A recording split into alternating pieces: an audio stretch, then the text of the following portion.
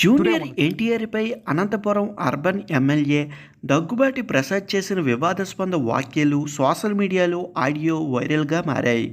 War 2 cinema release సందర్భంగా MLA Daggubati Prasad, Telugu యువత నేత గుట్టా ధనుంజయ్ నాయుడు మధ్య జరిగిన సంభాషణ వెలుగులోకి వచ్చింది.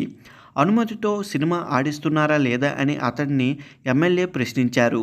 నేను అనంతపురం ఎమ్మెల్యే, సినిమా ఆడదంటూ చేసిన వ్యాఖ్యలు నెట్టింట ఒక్కసారిగా ట్రెండ్లోకి వచ్చేశాయి. అయితే తాజాగా ఈ ఆడియోపై అనంతపురం అర్బన్ ఎమ్మెల్యే దగ్గుబాటి ప్రసాద్ మాట్లాడుతూ, ఆ ఆడియో కాల్స్ నావి కాదు, రాజకీయ కుట్రలలో భాగంగా ఇలా ప్రసారం చేస్తున్నారు. గత 16 నెలలుగా అర్బన్ నియోజకవర్గంలో నాపై కుట్రలు జరుగుతున్నాయి. నేను మొదటి నుండి నందమూరి కుటుంబం అభిమానిని. బాలకృష్ణ, ఎన్టీఆర్ సినిమాలంటే ఇష్టంగా చూసేవాడిని. కానీ నేను జూనియర్ ఎన్టీఆర్ను దూషిస్తున్నట్లుగా ఆడియో కాల్స్ సృష్టించారు. ఆ ఆడియో కాల్స్ ఒక బోగస్, ఇందులో ఎలాంటి నిజాలు లేవు అన్నారు. కాగా దీనిపై జిల్లా ఎస్పీకి ఫిర్యాదు కూడా చేశారు ఎమ్మెల్యే. ఈ అంశాలపై ఖచ్చితంగా పోలీసులు విచారణ చేసి చర్యలు తీసుకుంటారంటూ, ఈ ఆడియో కాల్స్ వలన జూనియర్ ఎన్టీఆర్ అభిమానులకు మనసుకు గాయపడి ఉంటే నా వైపు నుంచి క్షమాపణలు చెబుతున్నా.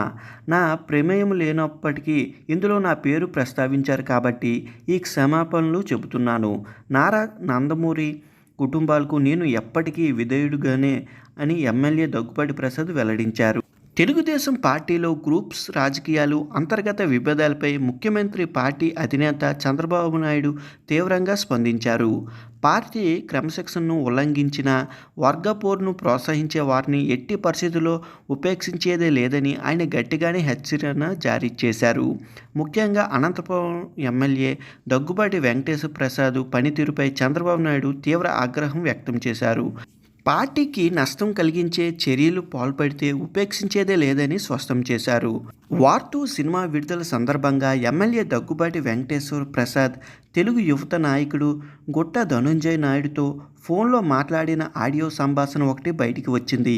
లోకేష్ గురించి మాట్లాడితే ఎవరిని వదిలిపెట్టేదే లేదని, అనంతపురంలో సినిమాల ప్రదర్శనకు వీలు లేదంటూ ఎమ్మెల్యే తీవ్రమైన భాషని హెచ్చరించినట్లు ఆ ఆడియోలో ఉంది.